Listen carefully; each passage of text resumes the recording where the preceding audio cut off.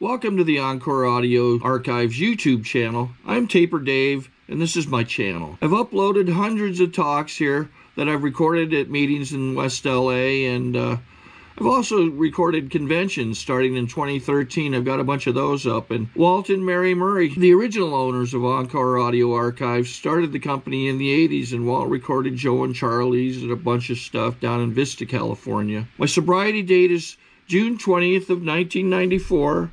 I hope you find something you like, so please like and subscribe to my channel and comment down below. If you want to hear something that I don't have or that you don't see, I'll see that I get it. Anyways, take care and have a great day if you want to. Got a vote from the Al-Anons there. I know they're here. I can feel you releasing me.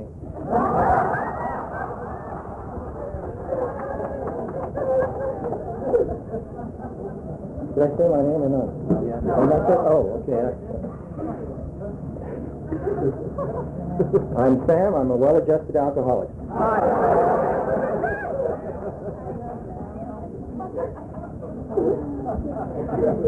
Yeah, I'm still living in a dream world. I'm going to leave you with no hope tonight. I've been sober too long to be in the shape I'm in. I'm not nearly as well as I'm supposed to be, according to those who are waiting in the wings. I have a lot of vicious but accurate statements to make tonight. You lucked out. Run out of time. I think. I haven't even got a watch. I had a watch when I came to AA, but... Thank you.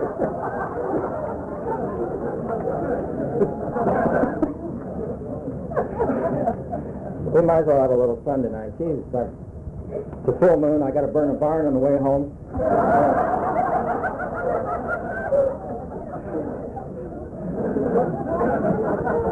As you can see, the second step has eluded me. Never got into that. Can't be restored to nothing you ain't never had anyway.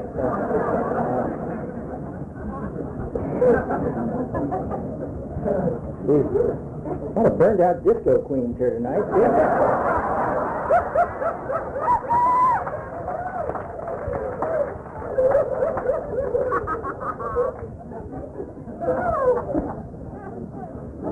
I just looked up and looked up there in the back. Anyway.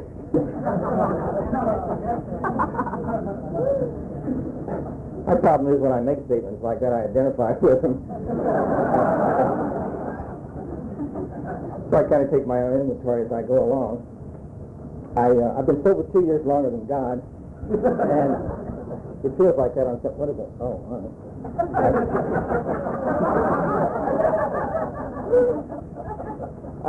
I used to belong to a group where you got to double check everything like that. That's why I still got this on. You don't dare take anything off there, you lose it. It's one of those groups. You pass the basket, it goes right out the back door. I sobered up in kind of a rough time, and a bunch of people that told me the truth, especially when I didn't want to hear it. I didn't come to Alcoholics Anonymous for that. I drank too much and too long, and I'm a late starter. I didn't drink till I was almost 21 years old, and by the time I started drinking, I realized what a fool I was for not starting earlier. The first year of my drinking, I found out the wonderful world of pills and non-habit forming marijuana. And you ever become addicted to things that are non-addictive? I did. I heard the definition of an alcoholic one time as a person that can use up a year's supply of anything in 2 weeks.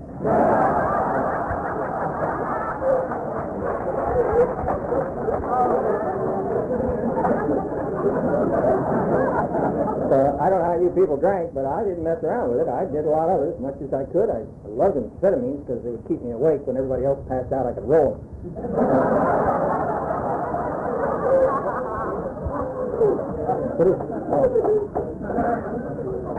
Keeping my eye on the door. Well, I'm an AA atheist. That's somebody that doesn't believe in Clancy. And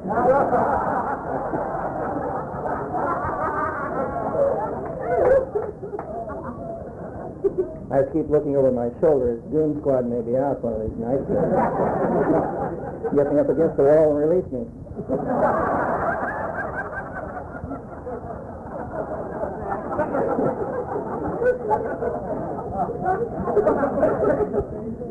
However, I continued to drink and to use drugs as long as I could.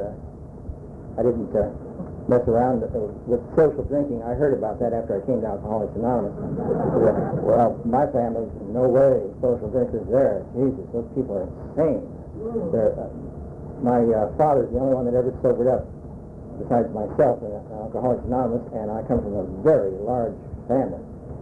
And those that are still alive are still drinking, and still whatever, because they took a lot of other things too.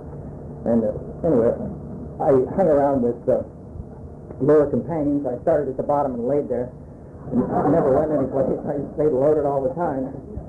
I was a world traveler on my living room floor. Never went anyplace, just stayed loaded. And when I was about 23, 24 years old, I ran into a mathematical genius, pillhead. All pillheads are geniuses. And he figured out how to fill out income tax forms and get money back. You didn't have to work, just fill them out, send them in, and get the money back. So we did that for 3 years, and we got money back for 3 years, and soon after the third year, I cashed the check, and the police came around, and I had used my father's name, so they arrested my father for it.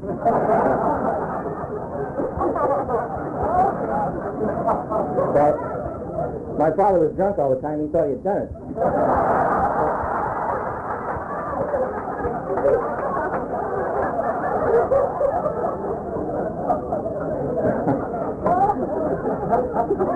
So my father went into court, pled guilty, and they put him away. And while he was in the federal penitentiary, he found Alcoholics Anonymous and sobered up. And never took another drink the rest of his life.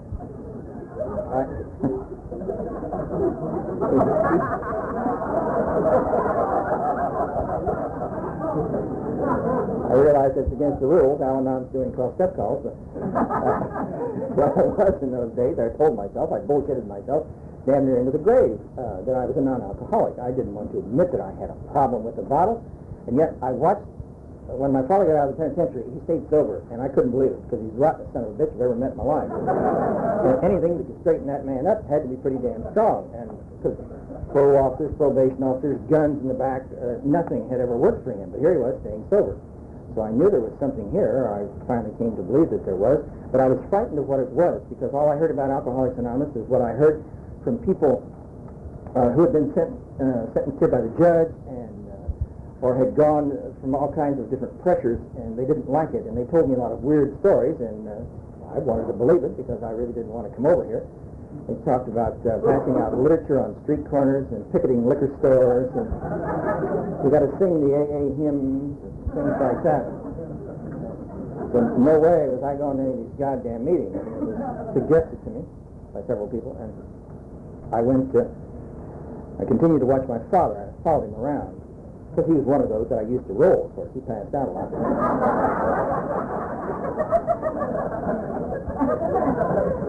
So, I was a witness to a shooting, killing, and I wanted to be a live witness, so when in doubt, drink, when in doubt, cut out. That's all I had going for me, and I moved on. I lived in this part of the country for almost 2 years, and during that time, I have not too much of an idea of what the hell went on, except I stayed loaded. I stayed close to the source of supply. I lived directly across the street from a liquor store in Venice, and we had painted our own crosswalk from my apartment building. I was tired of walking to the corner.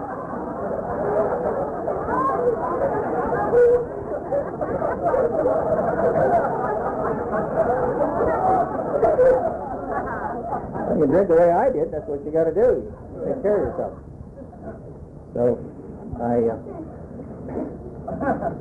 I called my father at Christmas time, which was the only time he would accept a collect call from me, and he strongly suggested one more time that I go to these goddamn meetings, and I finally agreed to do it.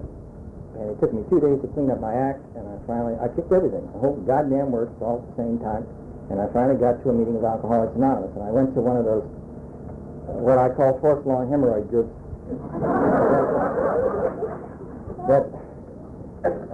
well, they don't smile much there. They could have a sign up that says, "Heavy does it."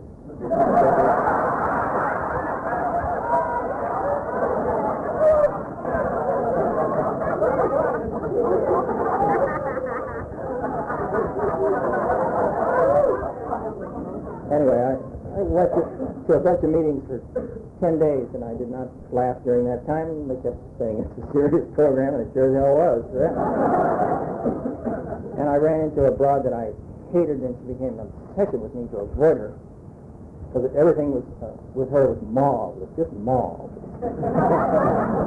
The mauve of sobriety. I asked her how she was. I'm in the middle of a miracle. Oh,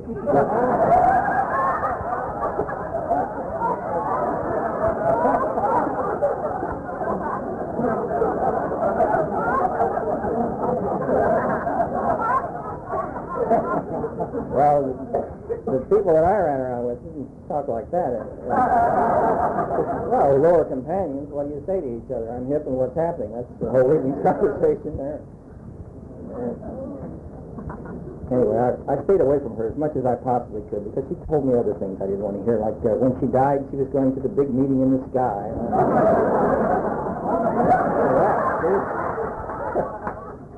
No, thank you.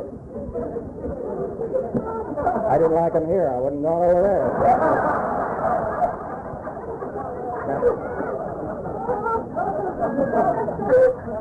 I stayed off of everything for 10 days, and they had not mentioned marijuana at any of the meetings I had been to. They did not mention pills. They even had a sign up in one of the meetings I went to that said, no pill talk.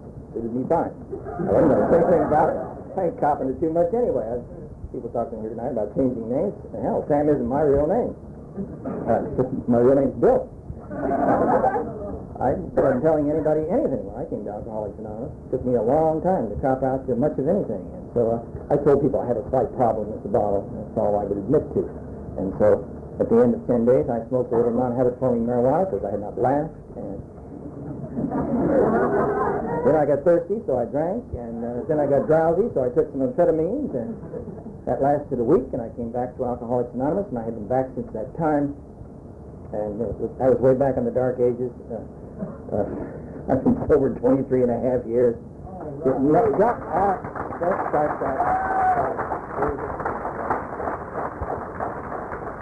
don't think anybody can be applauded for saving their own ass.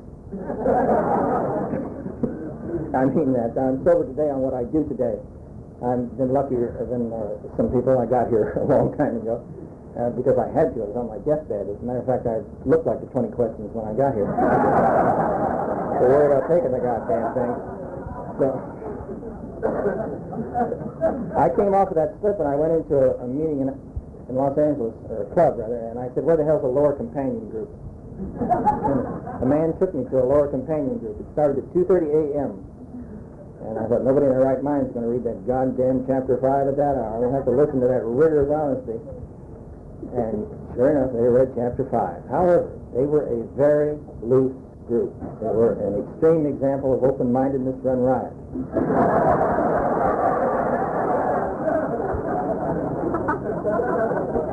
Beginning of the meeting, the leader says, there's no traditions here, it's every man for himself.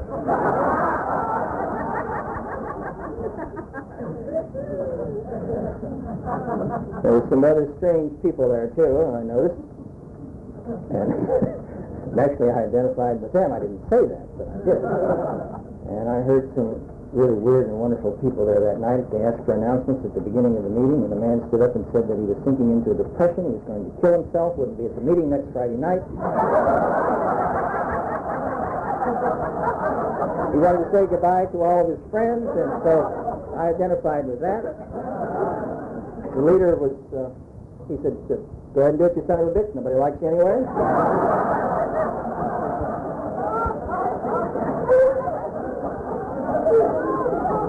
And that's where I discovered a bunch of people that told me the truth. Because it was soon after that that I was sniveling at a meeting about my sad, sad, terrible life. With my parents and society and that goddamn church that I went to, and on and on. They had done it to me. Because you see, by the time I got to Alcoholics Anonymous, I had a huge arrow embedded in my back.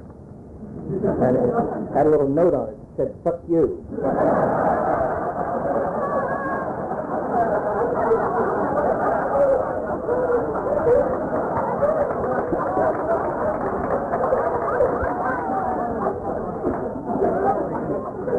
Well, not only that, it was signed God.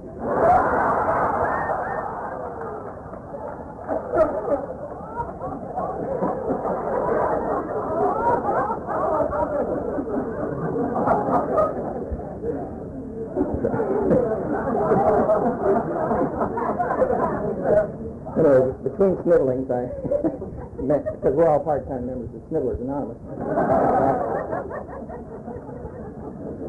There were a few people there that took pity on me enough to tell me the truth.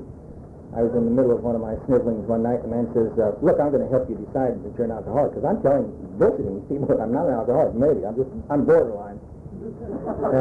Slight problem with the bottle. I told this man some of the things that I had done. He says, look, I'm going to help you out. I'm going to take you across the street, and I'm going to buy you a pint of whiskey, and I want you to drink it and die, you son of a bitch, because you're no good to anybody anyway, the way you are. And I said, we care.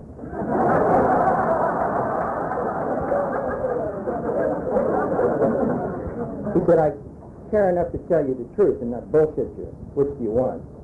And so I made my decision right there to stay close to that man, because he had something else I wanted. I had heard him say at the meeting the day before that I'm sober today and I'm not unhappy about it. And that was my problem. Every time I was sober, I hated it. And I didn't stay sober very long, 20 minutes at a clip or whatever. It was a short time for me. I followed him around. I followed other people around who put their actions where their mouth was. I had never been around people like that. And they told me, they gave me phone numbers. They gave me a meeting directory, and in the back of it was some blank pages, and there was phone numbers on it. They said, here, if you have an urge to take a drink at 4 o'clock in the morning or whenever, you call me. So I set my alarm and got up.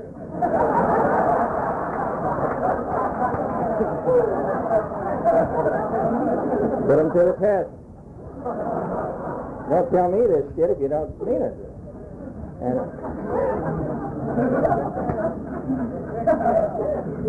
however, a few weeks later, I found myself in a phone booth over on in Los Angeles on Wilshire Boulevard, and it was raining. It was 2:30, 3 o'clock in the morning. I wasn't quite sure how I'd gotten there. I had nothing to drink. I hadn't taken any pills, and I hadn't smoked any non-habit-forming weed, but I wasn't quite sure what I was doing in that phone booth. This had happened before. I've had a lot of problems in a lot of areas. And I called a man, and I told him where I was at, and he said, you stay right there. I'll be there in 20 minutes. And he was. He came all the way from Santa Monica to Wilshire and La Brea. And I'm still hung up in that goddamn phone booth. And you see, I have to remember things like that. The people who put their actions where their mouth was. And I had never had that happen to me before in my life. My family, total insanity there. I had grown up a little more than an animal, and that's why I had that quarrel with the second step. You can't be restored to nothing you ain't never had. But I did find that I could find a basis for sanity and to live and to experience things, because I had not allowed to have my feelings up front for a long time. Nobody was going to see them. And gradually I began to tell some of the things that had happened to me. I allowed my feelings to come out. And again, I was fortunate. I had people around me who translated my bullshit for me. I was copying to a man one night about all the pills that I had taken. I didn't even know where they came from. I didn't care. I took as many as I could, and I drank right on top of it and did a lot of other things. And finally I tell this guy these things, and I said, you see, I'm of an addictive nature. He said, I'm going to tell you what you are. You're a pig.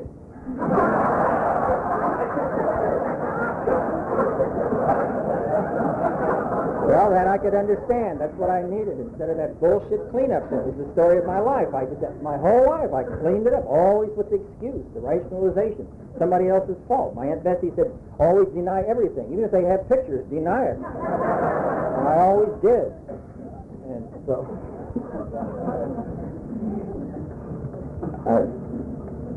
after I'd been sober for a while, being an intellectual, what a word.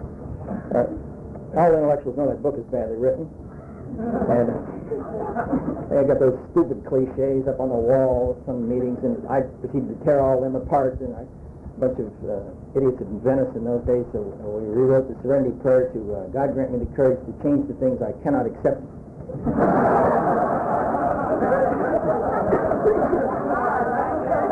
So I'm busy asking this one guy who always translated for me. I said, what the hell do those things mean up on the wall? What is that live and let live shit? And he said, that means mind your own goddamn business, punk. That I could understand. I said, what about think, think, think? He said, in your case, it's with what, so forget it.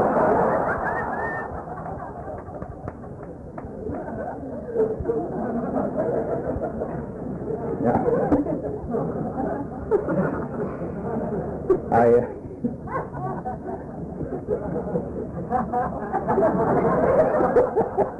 Oh, Glad you're laughing. I was afraid for a minute there. My sad story touched her, and there she went. I got a sad story, too, but it's pointless to drag that shit around. All these goddamn years, I've wallowed in it more than long enough, because I'm the type of person that falls into a rut and I start hanging pictures.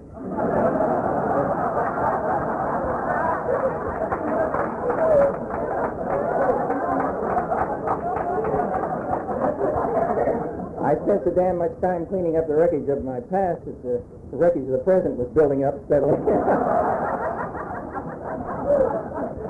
Going to get myself a good sponsor and take care of that. Then I found out I had to stand on my own 2 feet and be responsible for my own actions, and it's rough to be an adult. Yeah, I'm still aiming towards it. I don't know what I'm going to be when I grow up. I don't want to be too adult. I've been around people like that. I avoid these miracles of mental health. I believe in enjoying myself. So hokey, I laugh at my own lines. And why not? I want to have a good time. I spent too many years crying. My God, I can remember looking through the yellow pages for a plumber, and I'm crying. I don't know what I'm crying about. Everything was serious and heavy and sad, and my heroes were the people that OD'd. And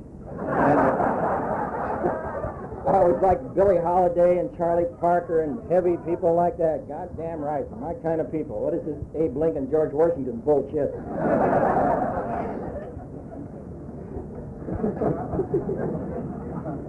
So please notice that we can have fun. It isn't that I don't take my program seriously. Of course I do. I have to stay sober, and I want to stay sober, and take care of that. The hell with this guy, I think. That's about like my program. It's about as shaky as I think on some days, because I haven't reached that advanced stage of terminal sobriety where I got it made. I still have to come to these meetings, and I still want to, and I come to the meetings to get the want stirred up again so that I'll want to come back, because when I'm left alone, I'm in a lot of trouble. My teen alcoholic mind is out to get me, and I know that. And so I continue to come to Alcoholics Anonymous meetings because I wish to communicate, and I wish to share my experience, strengths, and scar tissue, and a lot of that, but to enjoy myself and to learn how to live, because you see, I am continuing to learn how to live. Again, I don't want any closed thing here. I want open-ended sobriety, and I want open-ended learning. And I try to keep my spiritual beliefs the same way. I don't want to become that closed-minded person that I have been during part of my sobriety. I reached an advanced stage around here where I did everything but move to Laguna.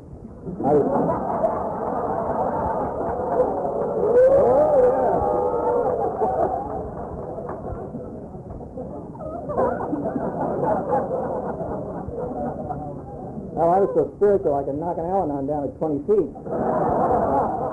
With my sides. Yes, I know what time it is. It's almost 10 o'clock. I mean, that's the spiritual part yet, but that's the way it goes. Anyway. I don't want to get up there and interpret a lot of shit, and I'm well-read on that book, and I got an original edition of the big book and an autographed picture of Bill Wilson bawling Sister Ignatia or whatever.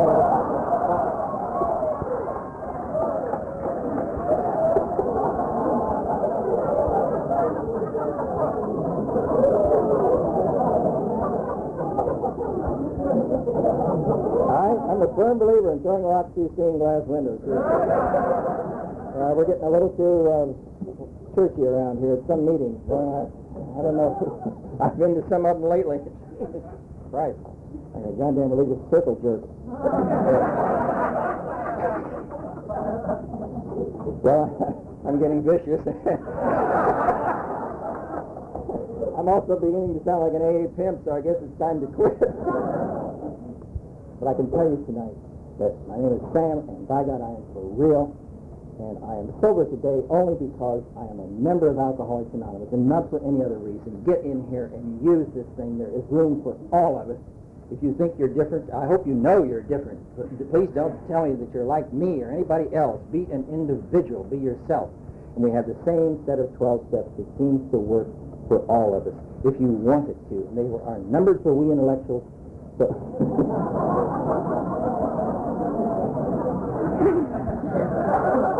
get into them and use them and become part of the human race. And I did this. I joined the human race. I was always kind of a closet human being. I'd run out and flash every once in a while, back in the closet.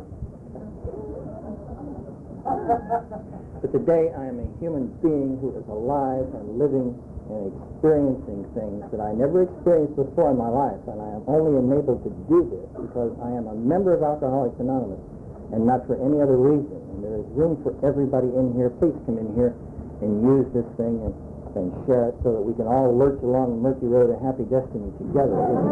Yeah, slightly rewarding for you, Gareth. Well, some people coach, I lurch.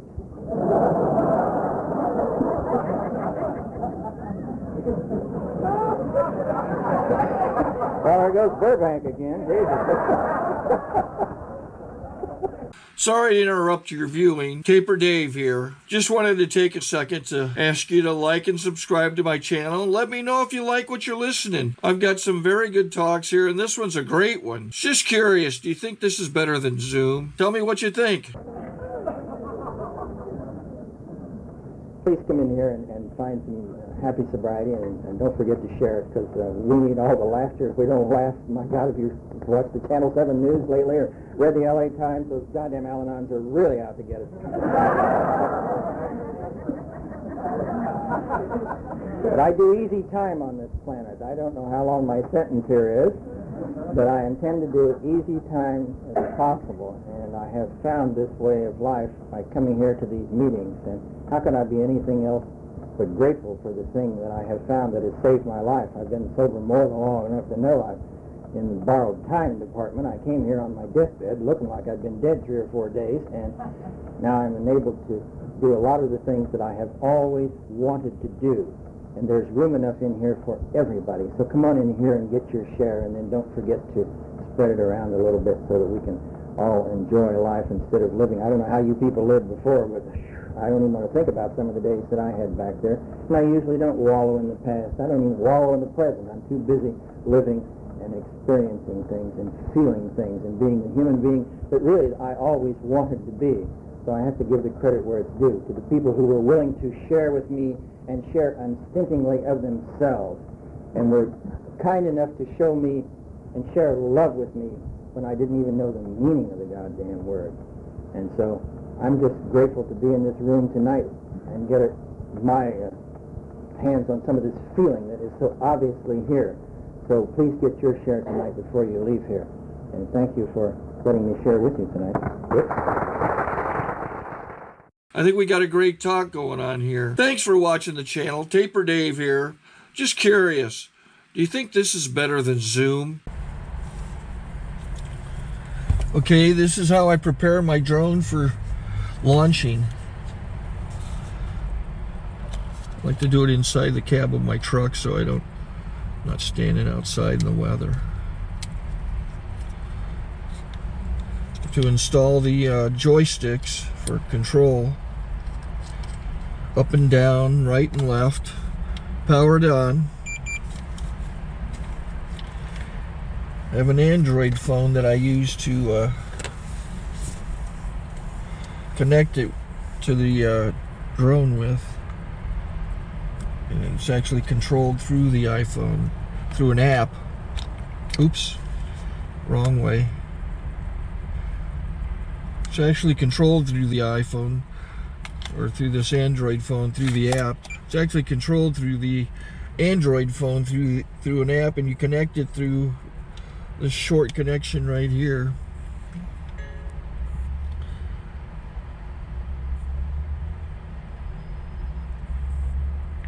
Remote control connected. Remote control's connected. So I pull out the drone. I have to extend the legs. Long legs extended first, then the short legs. Remove the gimbal protector. Set that aside, then power it on one short burst, then one long burst. I lay it down. So I have to go to calibrate. So the drone's not connected yet. shows you here as this drone gets disconnected, even though the remote's powered on. So the drone has to establish it's connected. So I go into the app to calibration mode. First, I'll calibrate the remote controller. Start calibration. Out, in, out, in, up, down, and then this little wheel is to control the gimbal. So it's calibrated. Go to gimbal calibration, start calibration, and then it calibrates the gimbal. And if that shows up, the gimbal's moving all over the place. Changes, you can see it on the video. And I'm calibrated to take off. It's acquired 7 satellites at the moment. There are 26 satellites up in the sky, which it has to acquire before you can take off. So it's connected. It's got enough satellites. This is white. I can go to press this little arrow button, swipe right to take off, and it would start the motors if I slid this to the right. But I'll wait till I get outside. Don't want to do it inside.